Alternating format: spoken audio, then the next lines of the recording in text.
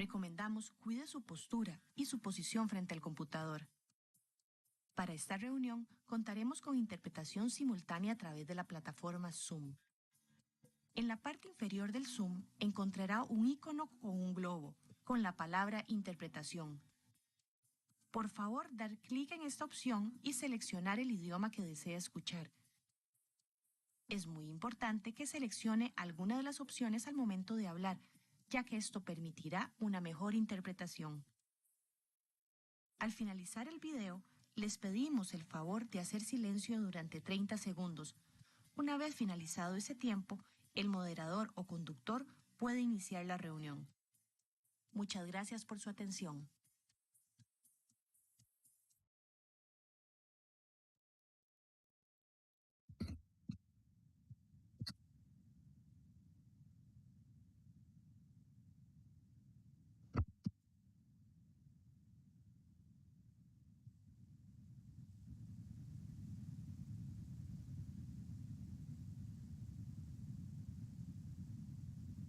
Muy buenos días a todos. Good morning, everybody. Thank you for being with us in this new edition of this preparation webinars, ICA, SICAC, and other stakeholders that have supported us in this support process for the global conferences on climate change that we are holding. Today, we have a very interesting topic, and I believe really pertinent, not only in the region, but also globally.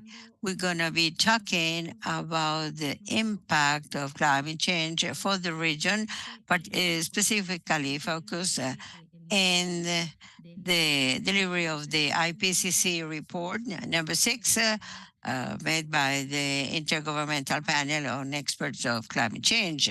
In this case, with the interesting information, as everybody knows, so we have been working and analyzing recently through different instances, and this instance of IPCC is being highlighted to be able to transmit this scientific information. For the agricultural sector, we know it is one of the most impacted sectors and with serious consequences. In that regard, to have this information firsthand help us to improve the decision-making process and to be involved in the processes to improve the development of the local and regional initiatives that are developed. And with this, we could be aware of the issue we are facing, and particularly that we can contribute from our different efforts in order to contribute to this type of initiatives. We're going to start to follow the agenda. First of all, besides thanking you, we're going to give the floor to the Secretary of the Central American Agricultural Council, Mrs. Lucrecia Rodriguez, to give us the welcoming remarks in order to move to develop the agenda for today. Go ahead, Madam Lucrecia, Mrs. Lucrecia. Thank you, Claudia. Thank you very much to those who have logged in for the process. The climate change issue is one of the topics that is included in the agenda of any sector, and the whole process of information work at the level of experts in IPCC. IPCC is giving us an overview of the evaluation, the agricultural sector, and the impact we have. In Central America and Dominican Republic, this is a challenge that we started with a process of integration and a process of joint work along with the ministries of the environment. So the idea is to strengthen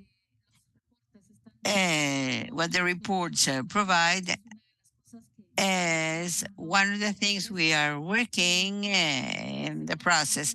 We thank Dr. Edwin Castellanos for commenting this. The challenge is big, but we're trying, as a region, we're trying to make this valuation of the contribution of the agricultural sector. So I give the floor to Claudia to continue with the next item of the agenda. At the end, we're gonna have an exchange of ideas. Thank you very much.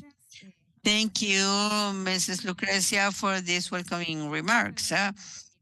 And let me introduce our main speaker for today. We want to thank Dr. Castellanos for this space. Very briefly, to tell you, Dr. Castellano from Guatemala has a bachelor's degree from the University de Valle, Guatemala, master's degree in chemistry from Michigan State University, and a PhD in environmental science from Indiana University. Among his professional experience, he was director of the Observatory of Sustainable Economy and the Center of Environmental Studies and Biodiversity of the Universidad del Valle, Guatemala, where he is now a visiting researcher. He was member of the External Advisory Board of Wildlife Fund in Latin America and has been researched in many multiple projects at the national and regional scale on adaptation to climate change by rural and indigenous communities. This research process includes to study the causes of deforestation and associated carbon emissions as part of the RED initiatives. He's the author and co-author of more than 50 scientific publications on these topics. Since 2022, he joined the TNC team, the Nature for Conservancy, as Director of Science for Latin America, after several years of having worked in research and education process in Guatemala and Mesoamerica in the areas of climate change. And to close this biography, he is this coordinated author of the chapter on vulnerability and adaptation for Central and South America of the same IPCC assessment report. So it is a great pleasure to introduce him and that he will share with us all these details. Entrega del informe del IPCC. Adelante, doctor Castellanos. Muchas gracias. Muchas gracias, Claudia, por la amable introducción. Muchas gracias, Aliica, por darme este espacio. For giving me this time. It is always a pleasure to share with you the information that comes from this report carried out in IPCC. I had the pleasure to share with you, I believe it was last year, the approach of Group 2, the working group, having the author there. And today we will focus in the general summary of the report. So I'm going to share my screen to begin with the presentation.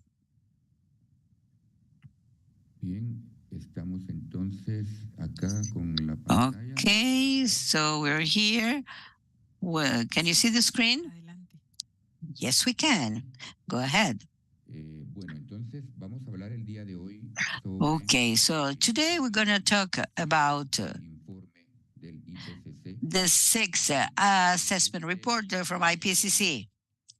It is a report carried out on a broader period of time. The sixth report, we started working on this in 2015. So 8 years from now, working in the report. And we are almost closing the cycle. The cycle closes with the publication of the synthesis report. In a while, I will explain what do I mean by synthesis report. But the presentation I'm going to use today was the presentation used on March 20, 2023 to show the report to the world. So this presentation is a general one showing the high-level messages included in this synthesis report. So I would like to explain and remind you that the sixth report on IPCC is a collection of reports. Everything began in 2015 by defining the working agenda of the report that we will develop. And first, we defined that we will have 3 special reports. The first one is a report about what will happen in the planet if we arrive to an increase of temperature of 1.5 degrees centigrade. That report was requested by the Conference of the Parties in Paris when we're negotiating this limit of keeping the temperature thinking in an increase of 1.5 degrees or less than 2 degrees. The Conference of the Parties is the political part of the process. They ask the scientific part, the IPCC, to carry out an assessment to see what will happen with the planet, and we get to this 1.5 degrees centigrade. After that, we have a special report about the impact of climate change in the inland systems, and a final special report about the impact in the oceans and frozen areas or cryogenic areas.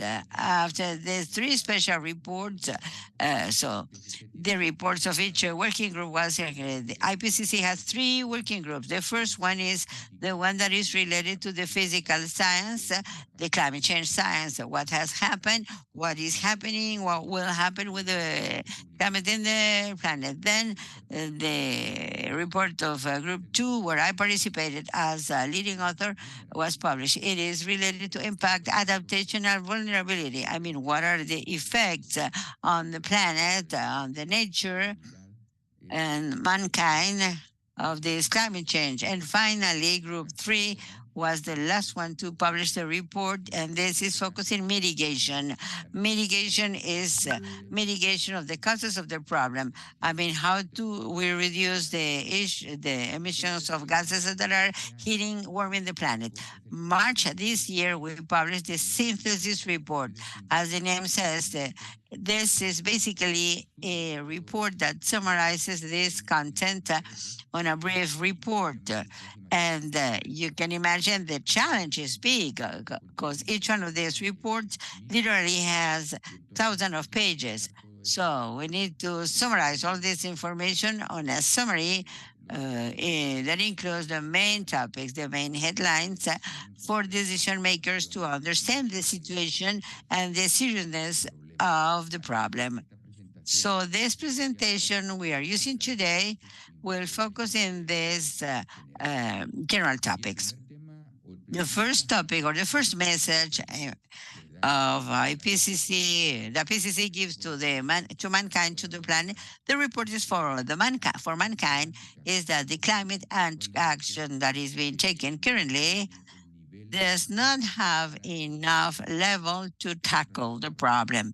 In other words, the impacts of the problem are growing faster than our actions, not only to face the problem, but also in order to reduce or to eliminate the problem. In other words, if we really want to face climate change, we will need to raise the level of action, to increase the level of action, both in mitigation processes and in adaptation processes. The report shows that we have gaps. I mean, there is a distance between what we will need to do to adapt and what we are currently doing. There's also a mitigation gap. I mean, a gap between what the countries have proposed to do to reduce emissions through the NDCs and what the planet really needs to keep temperature below 2 degrees centigrade. In other words, the NDCs the countries have issued right now are not enough to achieve this goal.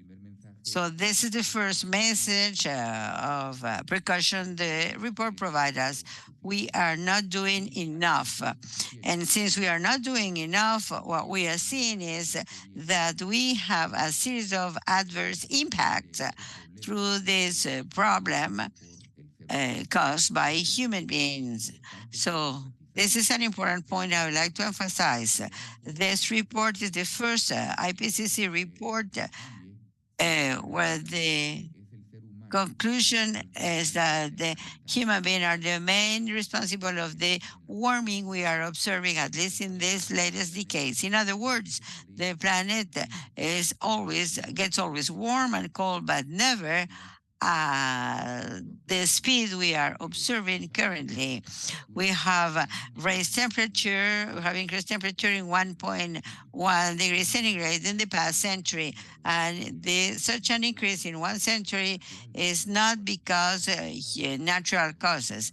In the past, the planet has warmed or cold. The temperature changes take thousands of years. 1 degree centigrade should have happened in 1,000 years naturally. So a series of models of this kind make that IPCC for the first time in this report conclude that yes, the human activities such as fossil fuel burnings, agricultural production activities, activities of inappropriate management of solid waste are causing gases that are warming the planet and making the temperature to increase faster than it would have happened naturally.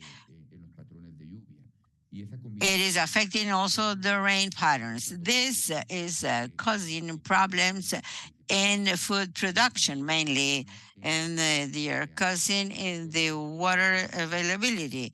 So two major problems of climate change are water scarcity and food production. And of course, the planet regions where these problems pre-existed, where we already had food security problems, are the regions that are feeling more seriously the climate change effects. But we have problems in other areas of human activity. For example, in health, disease transmission, vectors-borne diseases.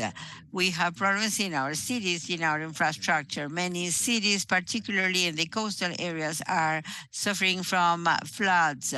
We are losing infrastructure because of extreme events, and this brings a reduction in the economic productivity of the planet. We are seeing changes in the ecosystem's structure. The species are migrating. We are observing a migration to the poles, to the north or to the south, depending on the hemisphere we are, or a vertical migration toward higher places. So species are looking for areas where temperature is similar to what we have 100 years ago. Definitely, we have a series of changes, and those changes are the result of this temperature increase. What will happen in the future? For the future, we have scenarios. We cannot exactly define what will happen in the future, because what happens in the future depends on the decisions we make as human beings with regard to the issuance of these contaminant gases. If we can enforce the Paris Agreement, and if we can reduce drastically the greenhouse gases emissions, we could be on a positive scenario with an increase around 1.5 degrees or 2 degrees centigrade. But if all these negotiations that have been carried out for more than 30 years do not have a positive effect, and we continue seeing what we have seen so far in relation to the greenhouse gases, the temperature may reach 3 or 4 degrees centigrade. So currently we are here in 1.1, but in the future we are in different routes depending on the decisions made in terms of our greenhouse gases emissions. Definitely, we're going to see this later in the presentation in greater detail. If we want to be more optimistic in this part, the reductions in emissions should be severe. For the middle of the century, we should have a neutral economy in greenhouse gases emissions. So everything that we will issue, it will depend on the processes we are. Of course, temperature of 1.1 degrees centigrade, we are observing impacts, as mentioned before, with each temperature increase, 1.5, 2, 3 degrees centigrade, impacts will be higher. And in some cases, the impacts may be so severe that we're not going to have an opportunity to appropriately adapt to this impact. Changes are not linear necessary. They are not when we reach such a high increases like 3 or 4 degrees centigrade, we could reach inflection points or tipping points, as it is mentioned in English. So the planet changes its way to run a structure, and that causes severe changes in the way the planet is viewed or the way the planet is experienced currently. Lo que el informe no quiere But hacer es this report doesn't want to give us with a fatalistic or negative vision. This report needs to give us a message of hope. And what is this hope? Well, the hope is that we still have a chance to act. We still have the opportunity of taking adequate climate action in order to reduce these losses and damages that are going to be more in the future, both for nature and humankind. And what's important to remember is that climate action, any action that we take in order to adapt or to mitigate, is going to entail some benefits that are going to be positive for humankind. And what's easier to understand is that if we reduce deforestation and if we have more forests in the planet, we're not only going to tackle this problem, we're going to increase this habitat for biodiversity, and we're going to be helping regulate the water cycles. We're going to reduce erosion. And in general, we're going to see that any action like this one will not only affect the climate in a positive manner, but it will also have a series of additional benefits. For example, if we no longer depend on fossil fuels like gasoline for vehicles, we can imagine that the inner cities, we're going to have, for example, all our buses and public transportation with electrical or renewable energy in general. That will drastically reduce emissions and from pollutant gases that are going to affect our respiratory systems. And then we'll be affecting in a positive manner the climate, but we're going to have good benefits for our health in general. So there are options. And we'll find a way to maintain the temperature in a controlled manner to 1.5 Celsius degrees. And we'll find a way to adapt, but these options should be urgently implemented. And that is precisely the challenge that we have ahead of us. It's urgent. These are urgent actions, and we need to talk about implementation. What do we need to do in order to reduce temperatures or to at least maintain this increase up to 2 degrees Celsius or below that? We need to drastically reduce polluting gases emissions and greenhouse effect gases that have been covered each year. And in spite of all these negotiations, we have not been able to reach a tipping point. The IPCC indicates that we need to have that peak and come to a tipping point immediately by 2025. We need to reach that peak of emissions and start reducing them. And by 2030, and we're talking about 7 years in the future, to have a drastic reduction of up to 40% of these current emissions. And by 2050, we need to be reaching we need to be carbon neutral. So if we want to maintain this temperature below 2 degrees, the emissions should be reduced immediately, and we need to stop this increase and start reducing them to have a reduction of up to 40% by 2030, and we need to be carbon neutral by 2050. And in addition, we need to increase all our actions when it comes to adaptation, because the problem is that even if we are able to stabilize our temperature, that's going to remain at least for the remaining of the century, and the impact that we're currently seeing will keep on increasing because temperatures will remain in 1.5, 1.8, or up to 2 degrees Celsius. So this is going to remain with us for quite some time. And thus these actions should be maintained. And this implies that we need to take action, and we need not only to transform the way in which we produce and how we handle our consumption, but we also need to transform many of our ways in which we handle our systems and how we produce everything that we use for our humankind, because we need to adapt all of these to our systems of higher temperatures and variable rain. And we also have, we know which is the path forward, but we have limitations, and we need to take action in order to take this road. We need to define the road that we want to take, and we need to take actions that have already been approved and that are currently available. And we depend on oil, and we know that we have resources for renewable energy to get away from that dependence that we currently have, and on the ways that we need to adapt on our rain patterns. But the problem is that we need to expand these actions, and we need to scale them at global level, and we need to apply them on the different things.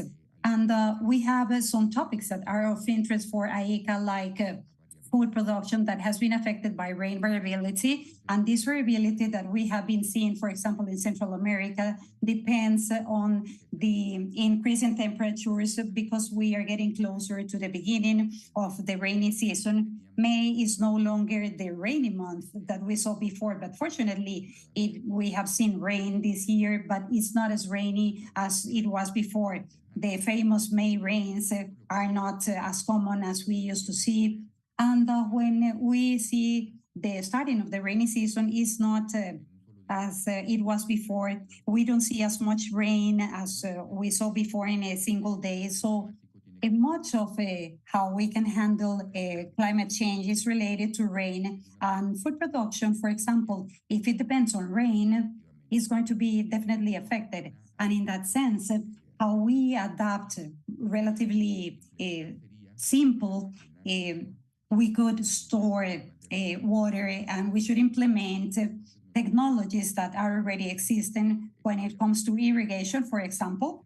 And it's not complicated. We can store these systems when it comes to irrigation, but the challenge is for these irrigation systems to reach all small farmers in faraway places, and that has been something that has been difficult for quite some time. So this is our current challenge, because we need to take actions, because we know that these actions work, but we need to scale them so that we can reach everyone that is currently affected by climate change.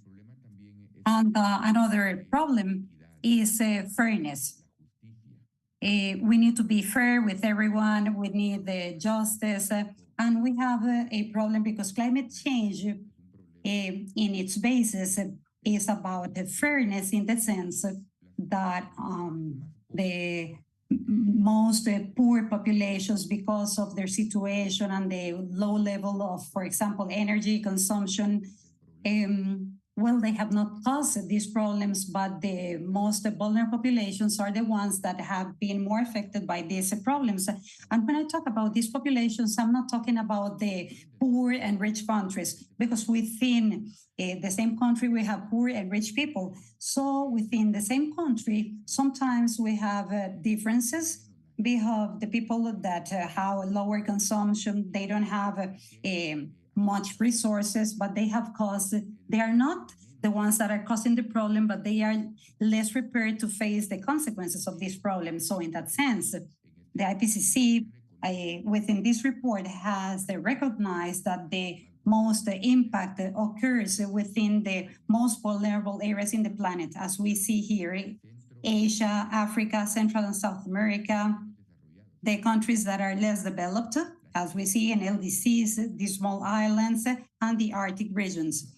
All of those are areas that have been recognized as the ones where we have felt this impact and that are most vulnerable. And as we can see here, people in highly vulnerable areas have felt up to 15 times more likely to die in floods, droughts, storms, compared to those in most resilient areas. So in this case, when it comes to climate change, the economic possibilities and resources do make a difference, and the most vulnerable populations are normally the most poor areas in the planet. We thus need to increase finances for climate action because we have many countries that are highly vulnerable and countries that do not have economic development and thus require economic aid in order to implement this climate action, both when it comes to mitigation and adaptation.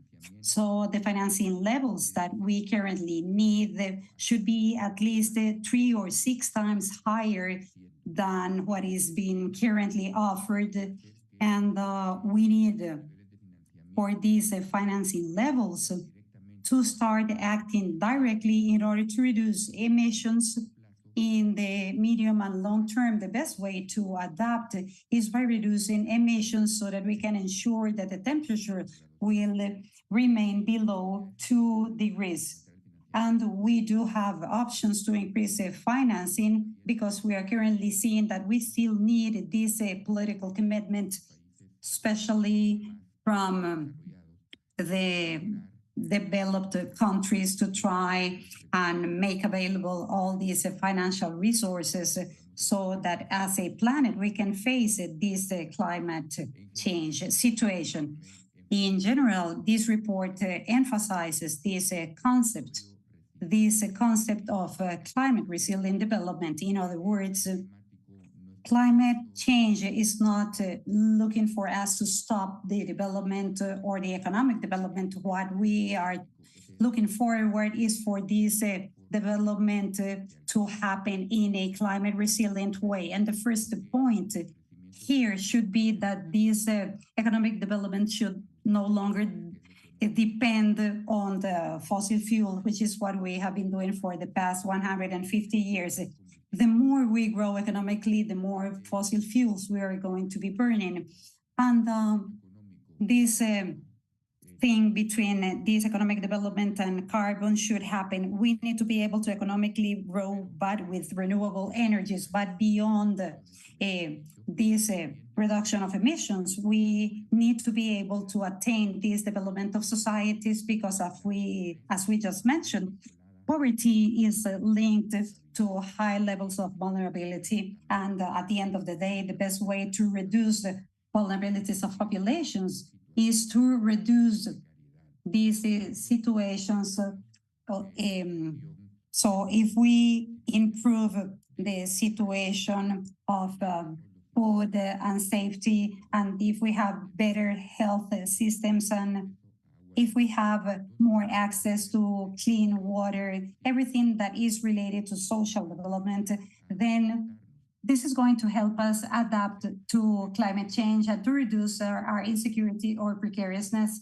And in here, we have everything that are related to the Sustainable Development Goals or SDGs and everything that are related to sustainable development. If we attain all these goals, then we'll be adapting to all these climate change goals. What do we need in order for this climate action to be effective? What are the enablers for effective climate action? The political commitment comes first. In all countries of the world, the biggest countries, China, the US, will be first when it comes to emissions, and then we have European countries. Then we have countries like Canada and Australia with a political commitment of reducing emissions, and also with a political commitment of providing economic support to developing countries, but we also have a political commitment from developing countries to try and use those resources the best way possible so that they can help the most vulnerable populations to face these challenges. And this requires inclusive governance. What do I mean by this?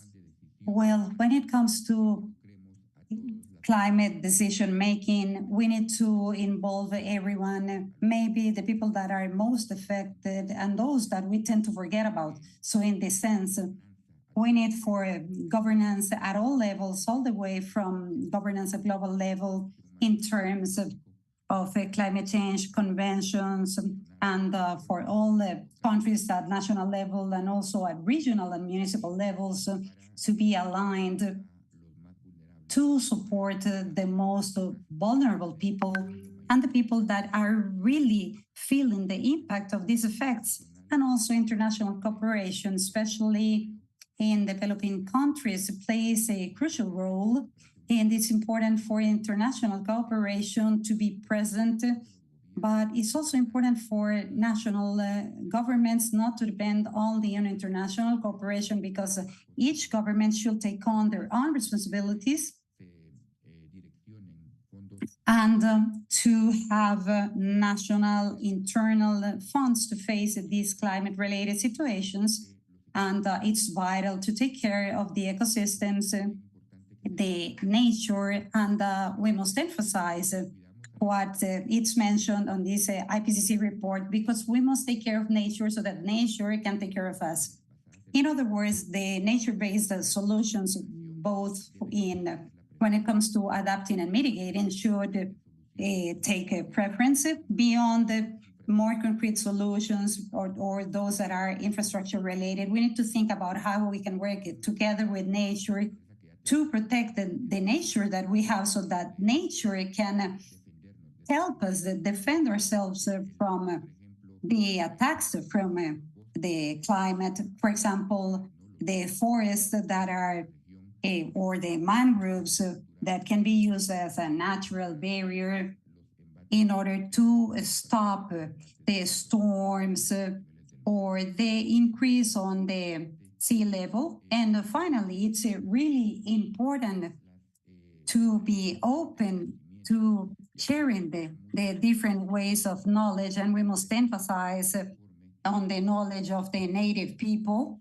And this report wanted to emphasize the diverse knowledge. And in my personal opinion, we need to go deeper onto this. And for the next report, hopefully we'll have more information on the diverse knowledge and local knowledge, because at the end of the day, the local indigenous communities have been living on these communities for thousands of years. So they know more about how the environment works and the ecosystems works. And I think that this is fundamental to try and understand how we can use this ecosystem to try and adapt to all these changes.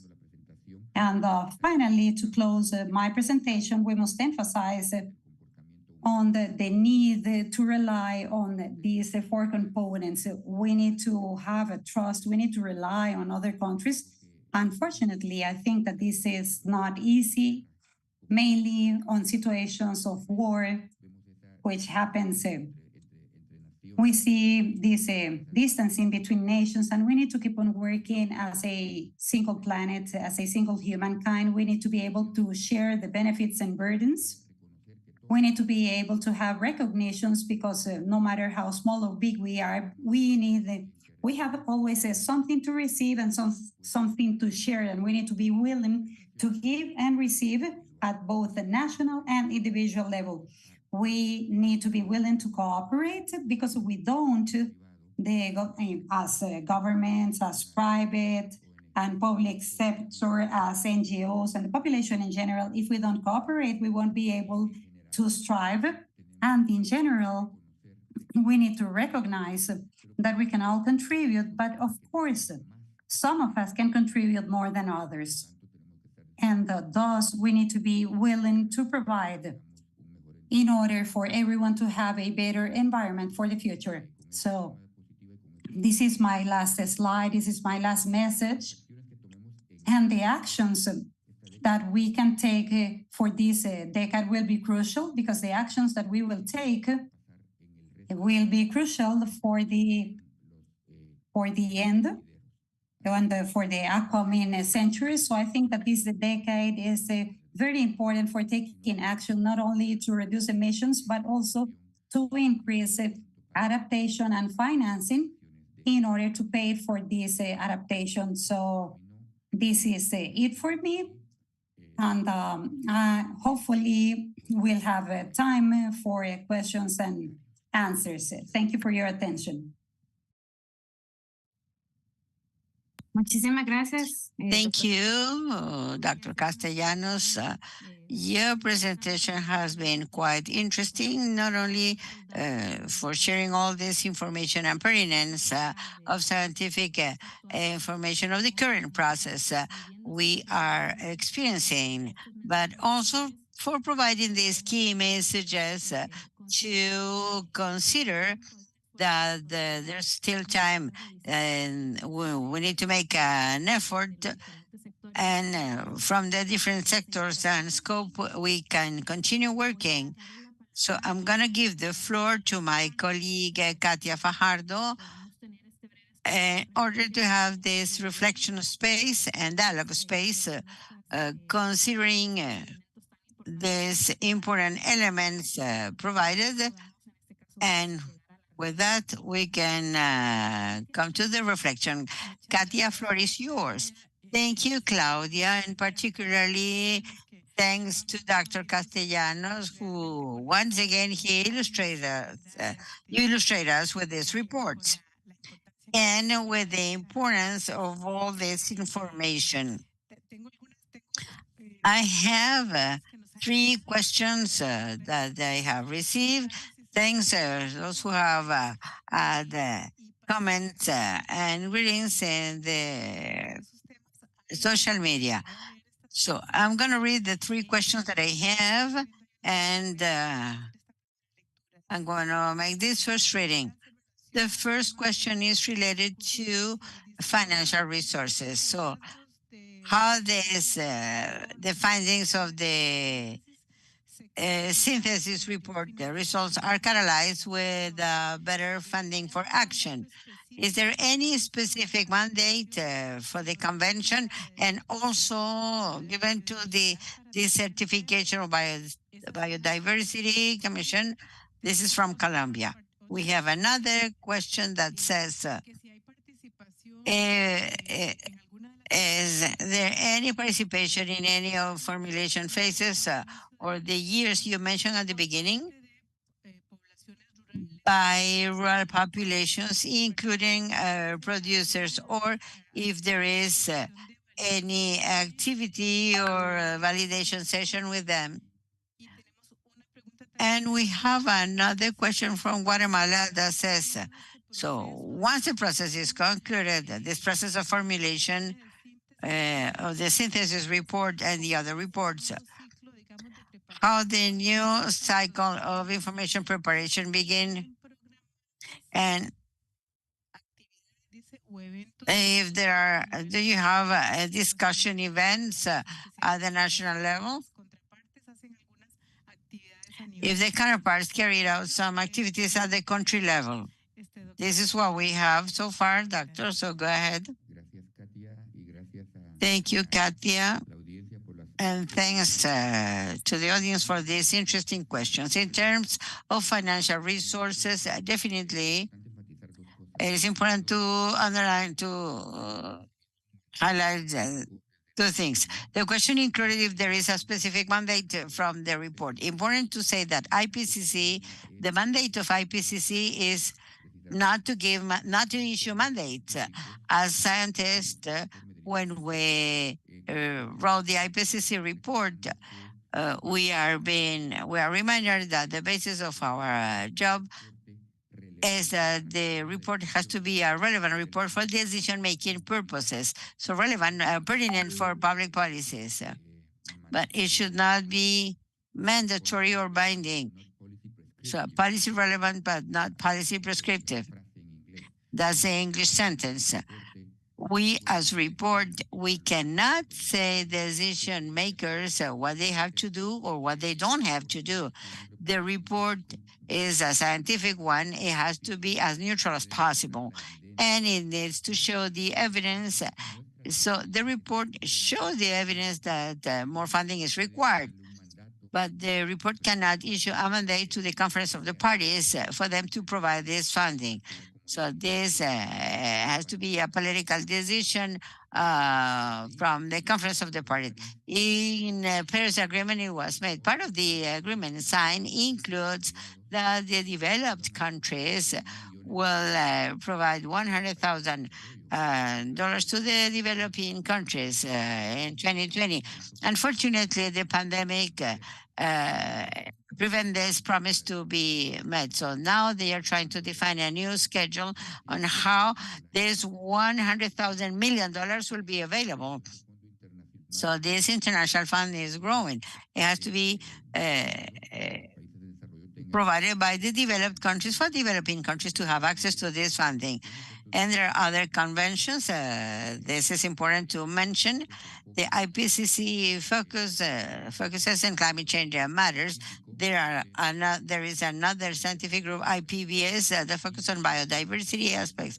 And these two groups are interacting more and more because, as I have mentioned, we understand that there is a close relation between the situation in our environment that affects other matters. So I'm thinking in desertification and climate change processes. The idea is that these two commissions work on a coordinated matters. The second question talked about the rural population participation.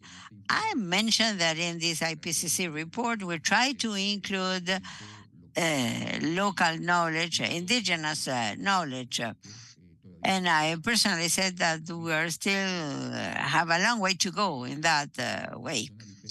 So how IPCC works makes difficult to include this type of knowledge to the assessment reports. The IPCC assessment reports are based on published literature, scientific literature, ideally. But little by little, we are adding more and more reports. For example, a report of a project ICA implements could be included. This is what we call gray literature. But at the end of the day, the IPCC can only write about things that are already published. As indicated in the question, IPCC does not have the mandate nor the capacity to look for the participation of rural populations or indigenous populations, but just to take what is already published. So what was done in the past is to have sort of an intermediate thing.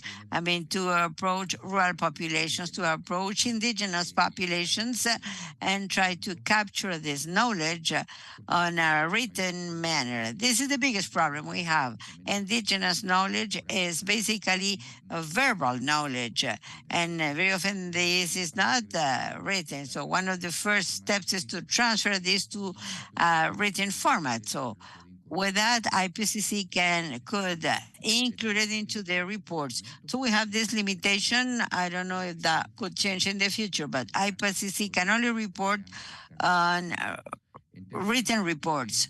In terms of result dissemination, IPCC has made a bigger effort in this report. We also said that we will have country activities. Each country has the freedom and the capacity to ask IPCC to come and carries out an event in a country. As you know, IPCC is an intergovernmental panel. I mean, the maximum authority of IPCC are the governments that constitute the United Nations, basically. So each government has a focal point for IPCC, normally in the Ministry of the Environment of each government. And each administration at the focal point can tell IPCC, I need you to come here to give an official presentation or some kind of dissemination. But basically, this is what we are doing. information dissemination activities, because this is the biggest challenge. IPCC generated the report. Each report has literally thousands of pages. So the challenge is how to send this, how to give this information to the population. And briefly, what will happen once the cycle is closed? We are about to start the cycle of the 7 report. The first thing is to elect the IPCC authorities. Authorities has a steering committee, scientists that are worldwide elected, and they are elected to represent all the regions of the planet. The planet is divided in regions according to the regions of the WMO, the World Meteorological Organization. So Central American region is divided along with North America. So in the panel that rules IPCC, we need at least one representative of this region. The limitation is that since Central America is constituted by small countries, it has been hard for us to compete with North American countries. They are those who tend to be part of these steering committees. But yes, we do have the capacity as Central American region to appoint candidates for them to be part of this IPCC steering committee. This is the first step, to elect the steering committee, who is going to be the new chair of IPCC, who will be part of this steering committee. Once this steering committee is established, the group takes the lead and start the process of developing of this report. The process may take 5 to 7 years. The first thing is to define content. Number 2, to choose the authors, and then the process to write the report. The first step to define content is very important.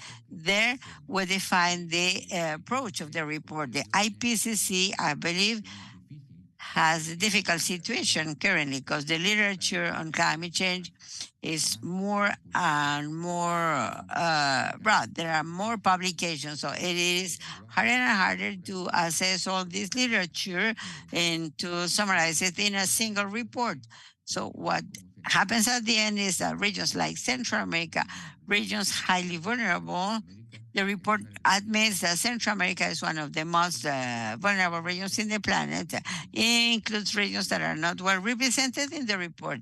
The reports are based in published literature, in written reports. Unfortunately, in Central America, we have very few publications, very few written reports. So our region, although it is quite vulnerable, since there are now too many publications, it is not well represented in the reports. So we hope that in this new cycle, the 7 report, this will be improved and that Central America will have a better participation.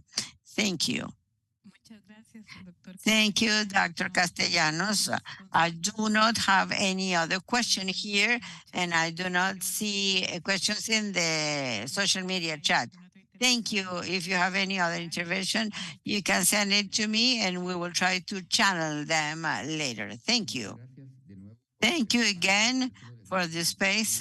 I just want to give you the concern that all these reports that I show in the slides are fully available. You can go to IPCC website, ipcc.ch, and there you can download all the reports. A limitation we have is that the majority of the reports are only in English. And this is a limitation for the questions asked, how to send the information to the population in general. The report is in English, but the summaries of the reports, because each report that I show you has a summary, and here the summary that I submit today, those summaries are published in the 7 languages of the United Nations. Therefore, they are published in Spanish. So you can join the IPCC webpage and to download the Spanish summaries and the full report in English. And there have also been a series of documents in order to facilitate the understanding of the information. You can download what they call headline statements. So the main messages. So you can download a headline statements document, 2-3 pages document, and it mentions the messages each working group indicated as the most important ones. You can also download the presentations. For example, the one that I gave today, you can also download documents that are frequent as questions. These documents are very useful because the questions are asked frequently by the audience. So it is more friendly way to explain topics people asked. And there we provide their answers based on the report. The invitation is that you take time to go to the IPCC website to find all this wealth of information available. Thank you again for the space. Thank you. Thank you for all this information, for all these tips. Thanks, Dr. Castellanos. So because of time reasons, we're going to start closing the event. I believe it has been quite interesting, a lot of information. We have a lot of participation in the social media, and that encourages us to continue having this type of initiatives. So thanks again, Dr. Castellanos. And in closing, we're going to give the floor to our colleague Ricardo Montero from SECAC for the closing remarks. And besides the comments provided by Dr. Castellanos. Go ahead, Ricardo, the floor is yours. Thank you very much, Dr. Claudia and participants. A good call, very important topic. We have 4 or 5 minutes. I want to try to make a summary. My apologies for leaving some things outside. The doctor has mentioned many interesting things. I'll begin with the sentence that draw our attention. We're not doing enough. All of us on a daily basis, we are shocked by the sentence. But yes, we always need to do more. We never is sufficient. So it is important to progress. But this is the cause because this is man-made, and the man have the answers. They can revert that. It's this human activity that needs to revert the changes and controls.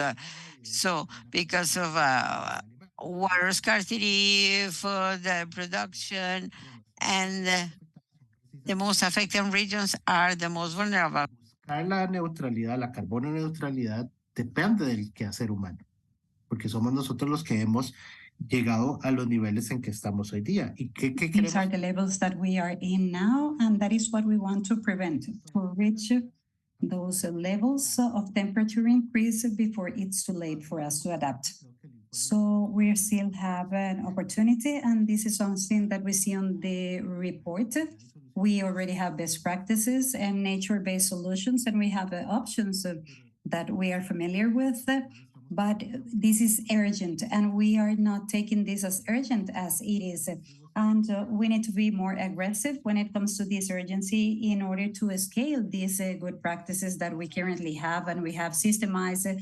We need to cause these greenhouse effect gases. First, we need to reduce it by half, and we need to go to become carbon neutral, and we want to be aggressive.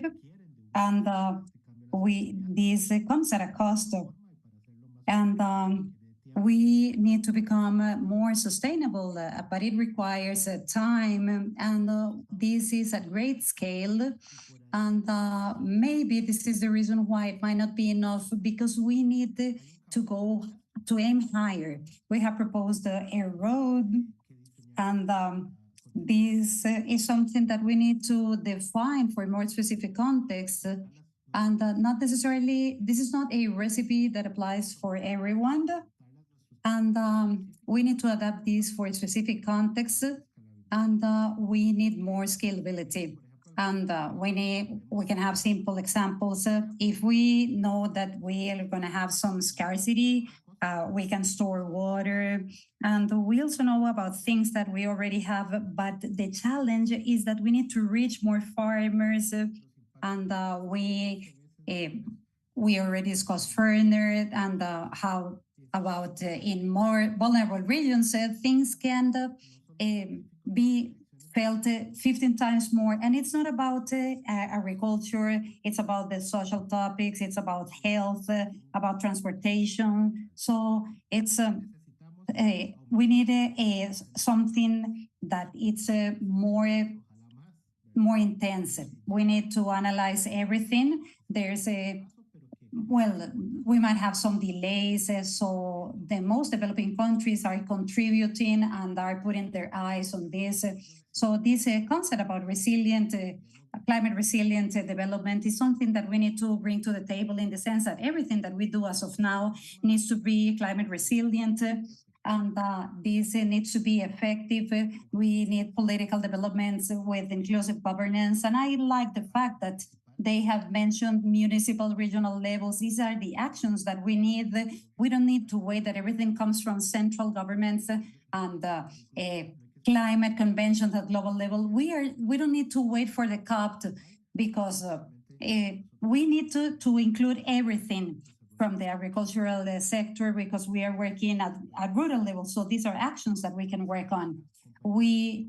There's nothing that we can do without the international cooperation, that it's still basic in that sense. And I think that's something that we need to include is knowledge.